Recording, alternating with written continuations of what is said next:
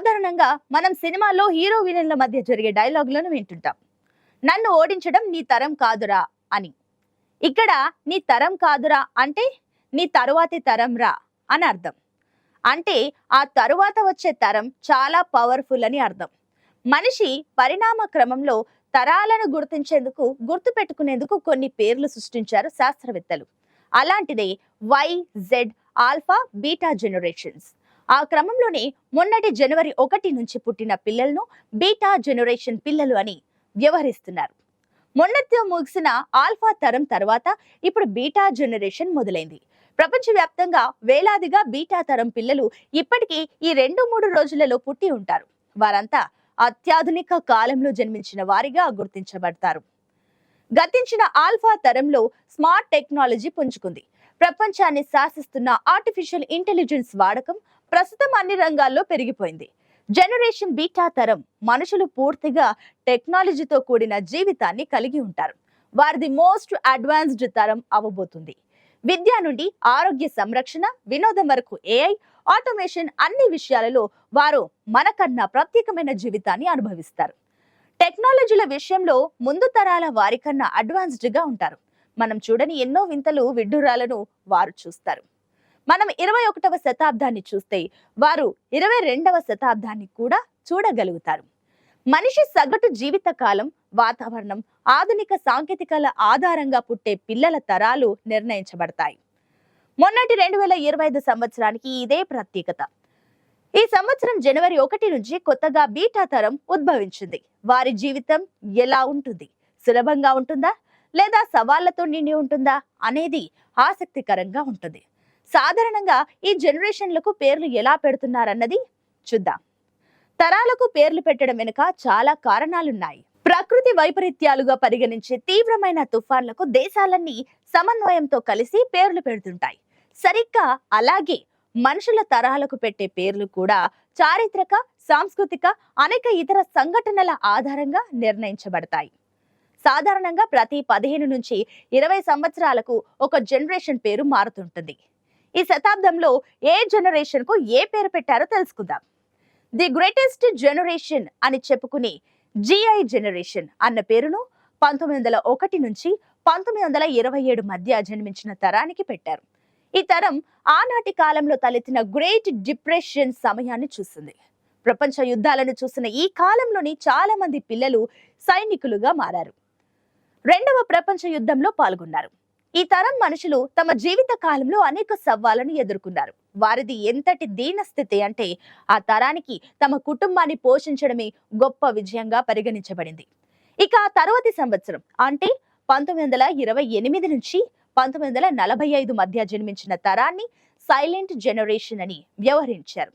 ఈ తరం కష్టపడి పనిచేసే వారి తరంగా పరిగణించబడింది. వారు సహజంగానే కష్టపోతులు కాబట్టి స్వయం సమృద్ధి సాధించిన వారిగా ఉండేవారు. ఇక 2వ ప్రపంచ యుద్ధం తర్వాత 1946 నుంచి 1964 మధ్య జన్మించిన వారిని బేబీ బూమర్ జనరేషన్ అన్నారు. ఆ సమయంలో జనాభా పెరుగుదల వేగంగా ఉంది.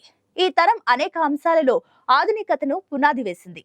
ఆ తర్వాత వచ్చిన తరం జనరేషన్ వై 1981 నుంచి 1996 మధ్య జన్మించిన తరాన్ని మిలియనియల్స్ అని కూడా పిలుస్తారు.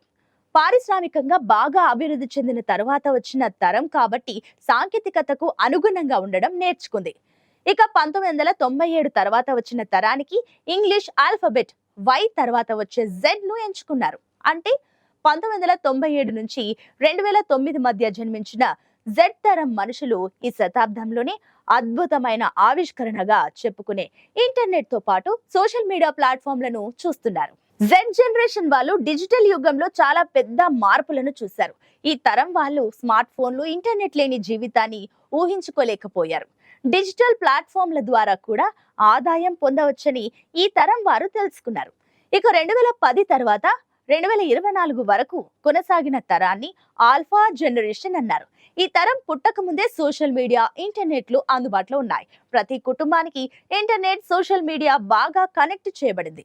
తాజాగా ఈ సంవత్సరం అంటే 2025 జనవరి 1 తర్వాతి కాలానికి జనరేషన్ బీటా అని పేరెంచుకున్నారు. 2025 నుంచి 2039 వరకు ఉండే కాలాన్ని బీటా జెన్ కాలం అని వ్యవహరించనున్నారు. ఈ కాల పరిధిలో జన్మించిన తరాన్ని జనరేషన్ బీటా అంటారు. వీరికి చాలా ప్రత్యేకతలున్నాయి. ప్రస్తుతం ప్రపంచం నడుస్తున్న వేగాన్ని బట్టి చూస్తే 2039 సంవత్సరం నాటికి ఎన్నో మార్పులు జరగనున్నాయి. కొత్త కొత్త సౌకర్యాలు అందుబాటులోకి రానున్నాయి. గతంలో మనకు ఊహకైనా అందని మరెన్నో టెక్నాలజీలు వీరిని పలకరించనున్నాయి. ప్రపంచ జనాభాలో 16% ఉండనున్న జనరేషన్ బీటా వారు రాబోయే 22వ శతాబ్దాన్ని చూస్తారు. ఈ తరం కొత్త శకానికి నాంది పలుకుతారు. వీరి ద్వారా సాంకేతికతకు మరింత కొత్తనైన రూపురేఖలు రానున్నాయి.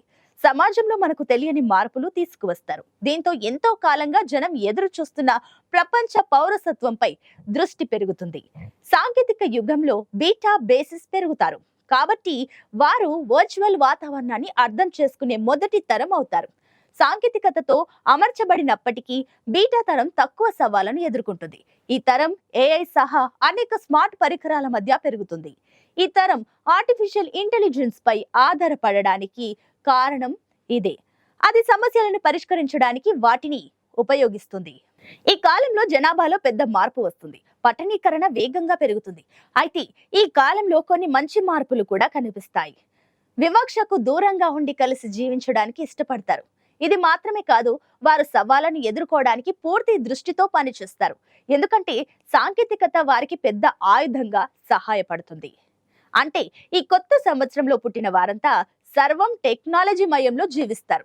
డిజిటల్ టెక్నాలజీని చూసిన జనరేషన్ జెడ్ లా కాకుండా జెన్ బీటా పిల్లలు సాంకేతిక పురోగతి, ముఖ్యంగా కృత్రిమ మేధ, ఏఐ, ఆటోమేషన్ వారి దైనందిన జీవితంలో ప్రధాన భాగంగా ఉంటాయి. వారు సాంప్రదాయ టెలివిజన్ పై ఆసక్తి తగ్గి ఎలక్ట్రానిక్ టెక్నాలజీ, సోషల్ నెట్వర్క్లు, స్ట్రీమింగ్ సేవల వంటి వాటి ద్వారా వినోదాన్ని పొందుతారు. వారు తమ పిల్లల కోసం ఉత్తమ బ్రాండ్ల గురించి తెలుసుకోవడాన్ని ఇష్టపడతారు. వారు సురక్షితమైన, పరిశుభ్రమైన, అత్యధిక నాణ్యత గల వాటిని మాత్రమే ఎంచుకుంటారు. రాబోయే సాంకేతిక యుగమంతా వారిదే అంటే అతిశయోక్తి కాదు. అంటే ఈ సౌకర్యాలను ఆల్ఫా జనరేషన్ వారికి అందదు అని కాదు, వారు కూడా ఉంటారు. కానీ పూర్తిగా అందుబాటులోకి వచ్చే అవకాశం మాత్రం బీటా తరం వారికి ఉంటుంది. వాతావరణ మార్పులు, దారుణమైన ప్రకృతి విభత్సాలు, గ్లోబల్ వార్మింగ్ వంటివి జనరేషన్ బీటా పిల్లల జీవితాలను ప్రభావితం చేసే ముఖ్యమైన సమస్యలుగా ఉంటాయి. ఆస్ట్రాయిడ్స్ వల్ల భూమికి వచ్చే ఉపద్రవాలు వారి జీవితంలో సర్వసాధారణ విషయాలుగా మారతాయి. అయితే ఈ పిల్లలు పెరిగే కొద్దీ వారు ఈ సమస్యలకు తగిన పరిష్కారాలను కనుగొనే సత్తాను కలిగి ఉంటారు. అయితే వారు అనేక సామాజిక సవాళ్లతో పోరాడుతున్న ప్రపంచాన్ని చూడాల్సి వస్తుంది. ప్రతి తరం అంతకు ముందున్న తరం కన్నా అడ్వాన్స్డ్ గా ఉండడం సహజం. మానవ పరిణామ క్రమంలో ఆదిమావాసుల కాలం నుంచి ఇలాంటి వేలాది జనరేషన్స్ మారుతూ వచ్చాయి. ఓ శతాబ్ద కాలంగా ఆ తరాలకు పేరు పెట్టడం చేస్తున్నాం. ఇక ముందు కూడా ఈ సంప్రదాయం కొనసాగుతుంది.